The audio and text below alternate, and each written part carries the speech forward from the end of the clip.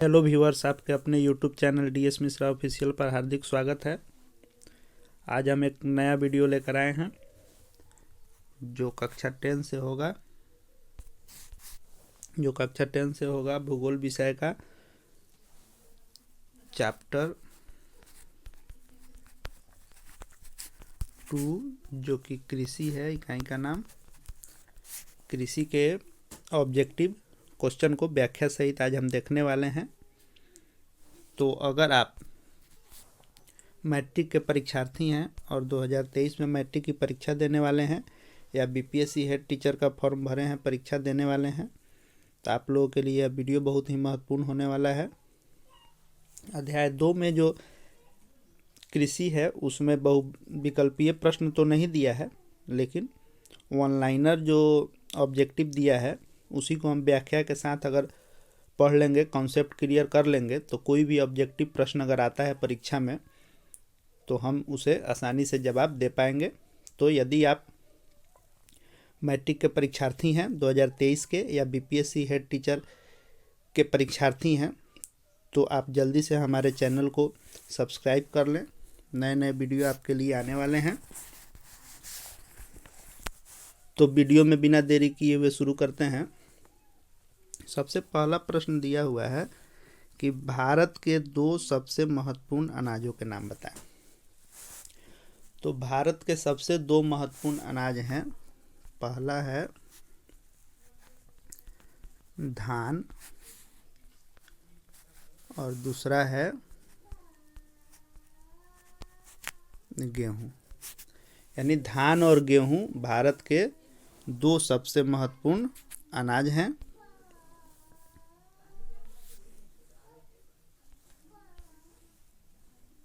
चलिए अगला प्रश्न देखते हैं। अगला प्रश्न है भारत में कौन से 3 प्रमुख मोटे अनाज उगाए जाते हैं। यानी भारत के 3 प्रमुख मोटे अनाजों के नाम बताना है। तो एक में हो जाएगा आपको ज्वार, 2 में हो जाएगा बाजरा और 3 में हो जाएगा रागी। ये 3 मोटे अनाज मुख्यतः भारत में उपजाए जाते हैं। रागी किसको कहते हैं? रागी कहते हैं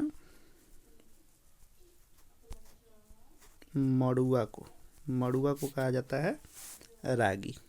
तो भारत में ये 3 प्रकार के मुख्यतः मोटे अनाज उगाए जाते हैं।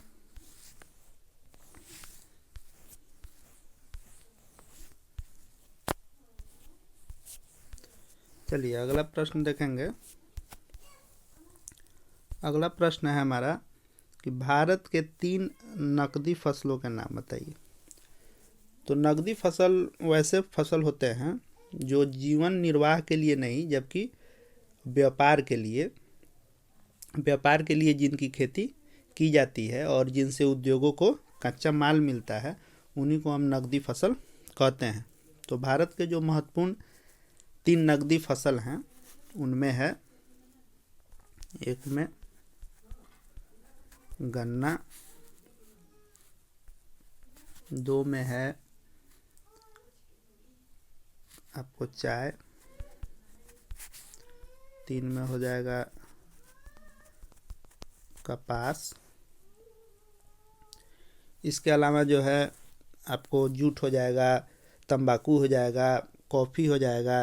ये सारे जो है नकदी फसल में आते हैं। आप इसको चाहें तो नोट करते रहें, वीडियो को रोककर पॉज कर लें और इसको लिख लें, आगे के लिए आपको फ़ायदेमंद रहेगा। जो नकदी फसल में 2 फसलों के नाम हमने जाने, एक जो था वह था कपास। तो कपास को क्या कहते हैं? कपास को कहते हैं उजला सोना। प्रश्न ऐसे भी तैयार होते हैं कि उजला सोना किसे कहते हैं, इसलिए इसको जानना जरूरी है। तो प्रश्न अगर आता है कि उजला सोना किसे कहते हैं, तो उजला सोना कहते हैं कपास को। एक और प्रश्न आता है कि सुनहरा रेशा किसे कहते हैं।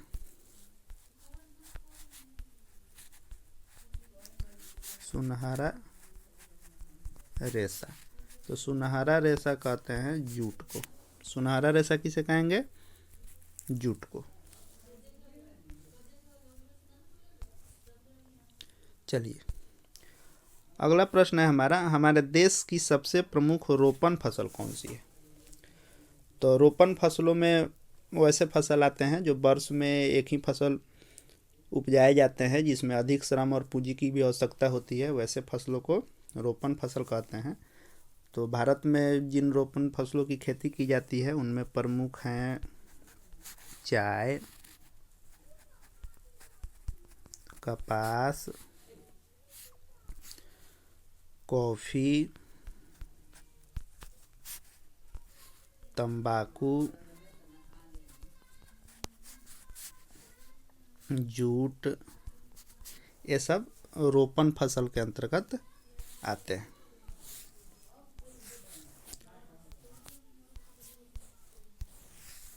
आइए अब आगे देखते हैं। अगला प्रश्न है, नकदी फसल और रोपण फसल में अंतर बताना है। तो नकदी फसल वैसे फसल होते हैं जिनसे उद्योगों को कच्चा माल मिलता है, यानी नकदी फसल के लिए वैसे खेती की जाती है जिनसे उद्योग को कच्चा माल मिलता है। और रोपण फसल वैसे फसल होते हैं जो वर्ष भर में एक ही फसल का उत्पादन किया जाता है, जिनमें अधिक श्रम लगता है, अधिक पूंजी की आवश्यकता होती है। तो रोपण फसल जो होता है यह वाणिज्यिक खेती के श्रेणी में आता है। दूसरा है व्यापारिक कृषि और निर्वाहक कृषि। इन दोनों में क्या अंतर है? तो व्यापारिक कृषि होती है जो व्यापार के दृष्टि से जिनकी खेती की जाती है, जिनमें हम इस्तेमाल करते हैं नई तकनीकी का इस्तेमाल करेंगे। इसमें उद्योग की भांति जो है, उद्योगों की भांति श्रम और पूंजी जिसमें लगेगा, और साथ ही साथ व्यापार के उद्देश्य से जिन फसलों की खेती की जाती है उन्हें हम व्यापारिक कृषि कहते हैं। दूसरा है निर्वाहक कृषि।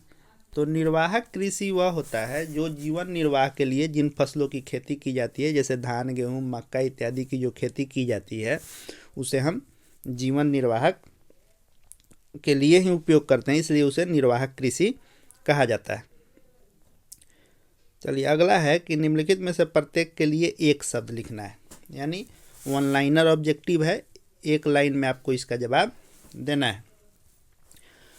तो एक नंबर में है, हमारे देश में मानसून के आरंभ में बोई जाने वाली और शरद ऋतु में काटे जाने वाली फसल। दूसरा है वर्षा के पश्चात जाड़े में बोई जाने वाली और बसंत में काटी जाने वाली फसल। इस तरह के प्रश्नों के जवाब देने के लिए आइए हम इस तालिका को देखते हैं। भारत में मुख्यतः 3 प्रकार की फसल उगाई जाती है। पहला होता है खरीफ, दूसरा रबी, तीसरा जायद। तो खरीफ फसल कौन सा होता है? तो खरीफ फसल उसको कहते हैं जो वर्षा ऋतु में बोया जाता है, यानी वर्षा ऋतु जब शुरू होगी जून और जुलाई में तब बोई जाएगी, और शीत ऋतु के शुरू होने से पहले यानी अक्टूबर नवंबर में उसे काट लिया जाएगा। तो वैसे फसलों को खरीफ फसल कहते हैं, जिसके अंतर्गत आते हैं चावल, मकई, ज्वार, बाजरा, अरहर, मूंग, उड़द, कपास, तिल, जूट, मूंगफली। ये सारे जो हैं ये खरीफ फसल के अंतर्गत आते हैं, जो जून जुलाई में बोए जाते हैं और अक्टूबर नवंबर में काट लिए जाते हैं। दूसरा जो प्रकार है वह होता है रबी। रबी फसल वैसे फसल होते हैं जो शीत ऋतु के शुरुआत में बोए जाते हैं, यानी अक्टूबर नवंबर में बोए जाएंगे और ग्रीष्म ऋतु शुरू होने से पहले मार्च अप्रैल तक इनको काट लिए जाएंगे। इनके अंतर्गत आते हैं गेहूं, जौ, चना, मसूर, मटर, तीसी, सरसों। यानी जो ये फसल होंगे ये रबी फसल होंगे। तो इसमें जो आपको दलहन फसल होगा वो खरीफ में जाता है, और जो तिलहन फसल होता है वह रबी में जाता है। जो तीसरा प्रकार है वह है जायद का, जो ग्रीष्म ऋतु में ही बोकर और ग्रीष्म ऋतु में ही काट लिए जाते हैं, यानी मार्च अप्रैल में इनकी खेती की जाती है और मई जून तक इनको काट लिया जाता है।